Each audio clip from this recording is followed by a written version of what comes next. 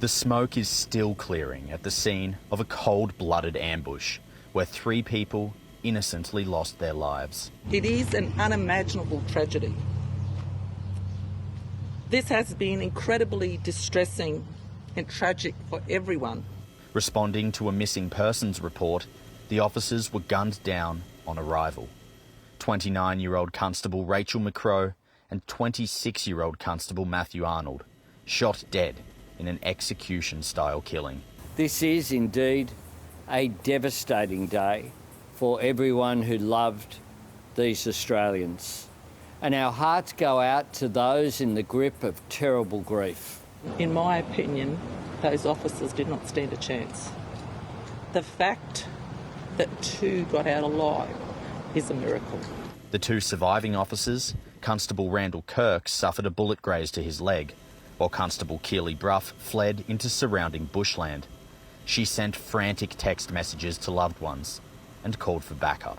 But the murderers lit a fire, determined to flush the young policewoman out. She did not know whether she was going to be shot or she was going to be burnt alive. They bravely did what they could to save their colleagues in the most horrendous circumstances. The flames caught the attention of neighbours. Alan Dare went to investigate. He too was gunned down. Tactical response officers and Polair were called in as the siege continued for hours. Shots fired, further shots fired. Before the 3 offenders were shot dead by police. They were former school principal Nathaniel Train and his brother Gareth and Stacey Train. Despite police efforts, the matter was unable to be resolved peacefully. During the siege, 16 officers moved in to retrieve the bodies under heavy gunfire, not knowing if they were dead or alive, but desperate to see if anything could be done to save them. The scene has been described as a war zone. The coroner is investigating, along with Ethical Standards Command. Toby Jers-Lewis, ABC News. In 2017, Nathaniel Train was described as a mild-mannered principal of a state school north of Cairns. The principal's position is held in such high regard, and whilst he wasn't in the community a terribly long time, it's a position of esteem. He later moved south and headed up Walgett Primary School, but left last year, raising concerns about education policy. All I knew was from, the whispers around town that he left due to his health. And that was the end of that. The 46-year-old dropped off the radar, and last week New South Wales Police issued an appeal to help find him. That led Queensland Police to their fateful trip to Weambilla, west of Brisbane. That request was given to the local police to go to this address to check on that missing person. Property records show the house on Waynes Road is owned by Nathaniel Train's brother, Gareth Train and Stacey Train. The trio eventually killed by police after a 6-hour siege. They're all considered offenders. This ruthless, murderous trio that we're dealing with showed absolutely no compassion, not only for police, but a member of the public who was simply doing what he believed was right. School records show Stacey Train has been a teacher at nearby Tara Shire State College in 2019.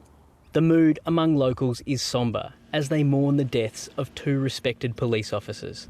The whole town's in shock. They were known to be just kind and genuine, and they have been in all of our dealings. Locals here are reeling as police officers at the scene try to work out not only what happened, but how a family of teachers came to brandish weapons and shoot dead police officers and a neighbour.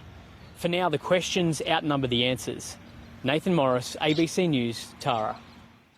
Well, let's go to Walgett now in the state's north and reporter Patrick Bell. Patrick, what more do we know about Nathaniel Train? Nakari, Nathaniel Train had spent about 18 months as the principal at the Walgett Community College Primary School.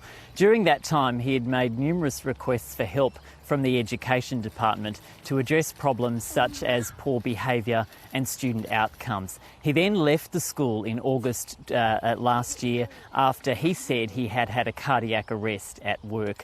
We know he had kept some contact with family up until about October this year, but had not been heard from since then. Now, staff and students here at the school have been offered extra counselling for as long as is necessary.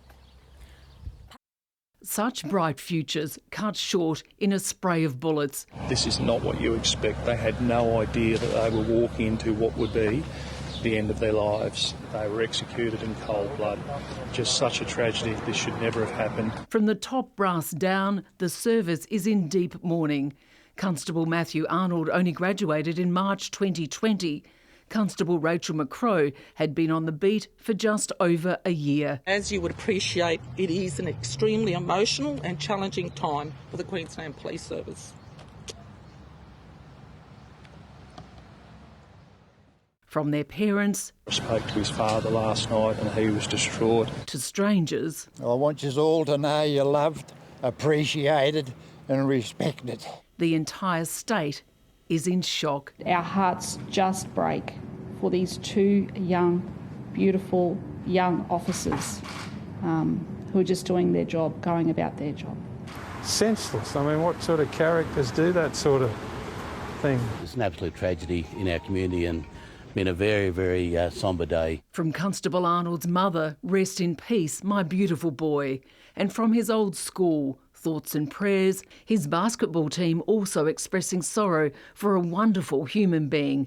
Constable McCrow was involved in helping disadvantaged youths.